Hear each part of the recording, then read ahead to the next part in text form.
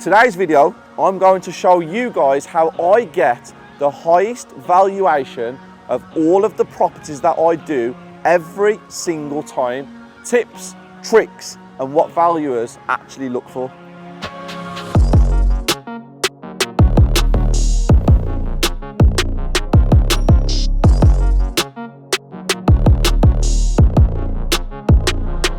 Valuers, once they walk into a property, you need to get them to say, wow, this is completely different from anything that I have seen recently, or this is completely different from anything that I've reviewed on the street prior to the valuation. So for me, open plan. Open plan, when the door opens, gives that wow. Straight away, instantly, people go, this looks amazing. So I like to knock walls out. I like to add space.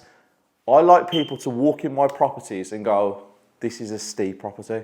If you look around this property, you can see where we've knocked all of the walls out to create this open plan. You can see where the steels are, where we've had them boxed in. The reason that we've had them boxed in like this is because the ceilings being dropped to the same level as the steels just didn't work. I wanted to leave that natural height in the property in order to create that wow factor. Then another thing was the integrated appliances with the island. Now again, this isn't a huge property, but the island works and aesthetically it looks incredible. Again, giving that wow factor. Another thing that I did, I got rid of the single back door and I created a bigger open space to let more light in, and the French door's there for you guys to see. It just gives a great appeal. And also, I know the end user of this property is going to be a family. So having the access to the outside, having an island where the family can cook and interact with the family, it's absolutely incredible. Plus, I split the open plan by carpet and tiles. So the kitchen side is tiled, and the living space where you would have your lounge or your living room is carpeted. So it is one big open plan, but it is divided into two. Now you all know I like to knock out chimney breasts in my property, but if you look at this one, it's still here. This was because it's not a real big, protruding, intrusive chimney breast. It's quite small. It's about 20 to 25 centimeters in depth. So I left it in this property. Everything you see is neutral.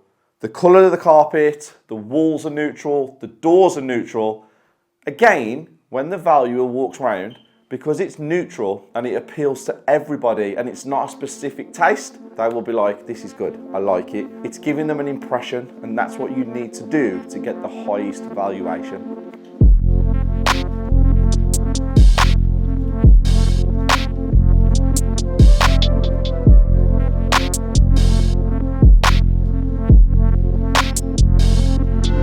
Another thing that I'm giving you guys as a tip, basically, if you look at this radiator, we don't have the pipes coming out of the floor up into the radiators. Instead, they're chased through the plasterboards behind, and it gives a floating appearance. Aesthetically, it looks a million times better.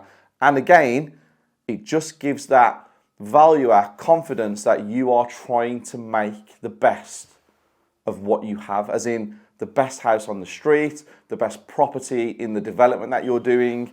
It's super important that little details are paid attention to in order to get the valuation you need. Another thing you need to pay attention to is the bathrooms. Now, in my bathrooms, I like to tile every wall, and obviously I like to tile the floors.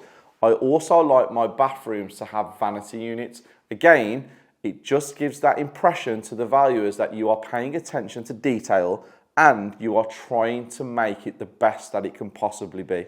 I love spotlights throughout a whole property. I like my lounge, my kitchens, my hallways, my bedrooms, my bathrooms to have spotlights. Now this property, again, because it's my property, I do it to the levels that I want it to be seen. I could have just had pendant lights put everywhere. It would have been cheaper. It would have saved me about £500, maybe £700, but no, because the value that it will add when someone walks through the door, you cannot put a price on it. Another thing you need to pay attention to, guys, when you are trying to get the best valuation you can is gardens. Now, gardens can be super expensive. You can go into thousands, if not tens of thousands of pounds.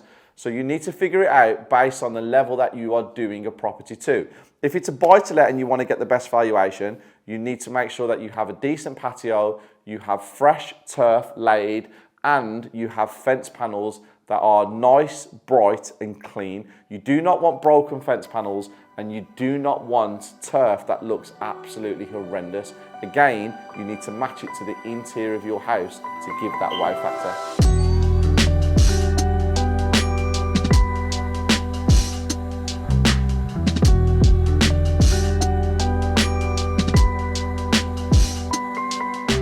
New windows, new doors. If you're doing developments, 90% of what you do will be going back to brick. So having new windows and new doors fitted is a must in those kind of developments. Now, I like composite front doors. I think they give a fantastic look when you pull up to the property. Back doors, usually UPVC, unless you use French doors like I have in this property.